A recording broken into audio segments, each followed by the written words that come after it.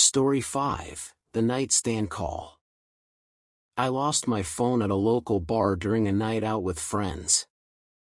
Panicked, I used a friend's phone to dial my number. It rang twice before someone picked up. I heard a low, raspy giggle, the kind that makes your skin crawl, and then they hung up. I called back 10 times, but there was only silence. I assumed it was stolen. But when I walked into my bedroom later that night, my phone was sitting right there on the nightstand, exactly where I had left it. I checked the call logs. There was a 2-minute received call from my friend's number, followed by a new photo in my gallery. It was a picture of me, taken from the dark corner of my own room, at the exact moment I was standing in the bar. If my phone was home alone, who took the photo? Story 4, The Wrong Bus. As a kid, I was always the last one on the bus route.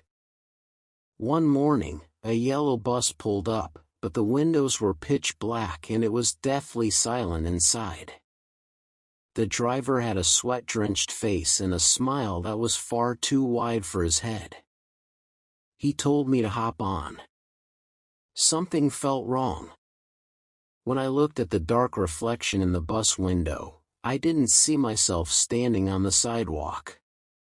I saw myself already trapped inside, screaming and pounding against the glass. I backed away just as the bus roared off and vanished. 5 minutes later, the real bus arrived. My parents later found out there was no substitute driver scheduled that day. All that remained at the stop was a small, dusty school bag exactly like mine, but it had been missing for 20 years. Story 3, The Neighbor with the Drill. I lived next to a woman who whispered to walls covered in painted crosses. One night, I woke up to find her standing over my bed, clutching a power drill. She whispered, "I've made a way for you," and walked out into the hall. The next morning, I looked under my bed and found a small hole drilled into the floorboards. I pressed my eye to it, expecting to see her apartment below.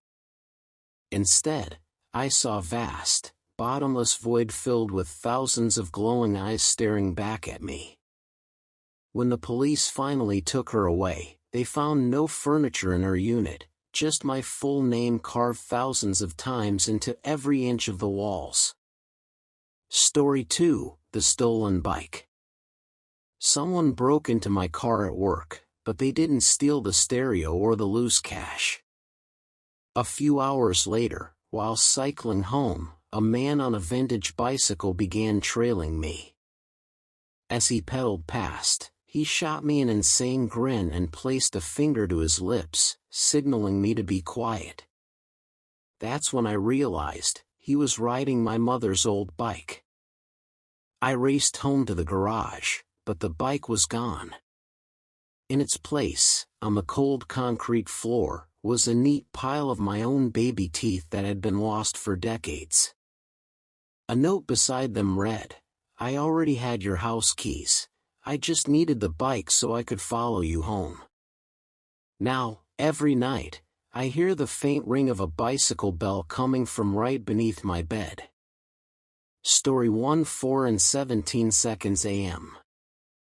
I worked the night shift at a lonely campground where a rusted payphone would ring every morning at exactly 4:17 a.m. One night, I finally answered it. A voice that sounded like it had gargled gravel didn't say hello, it recited my full name. First, middle, and last. Then, the voice began to sob, whispering, "Don't look behind you, I'm still standing where you left me." As the line went dead, the glass of the phone booth fogged up from the outside. A finger traced the current date and the time, 4:18 a.m., into the frost. I looked at my watch, the second hand clicked to 4:18, and I felt a hand, cold as ice, settle heavily on my shoulder. The call wasn't coming from long distance, it was coming from inside the booth.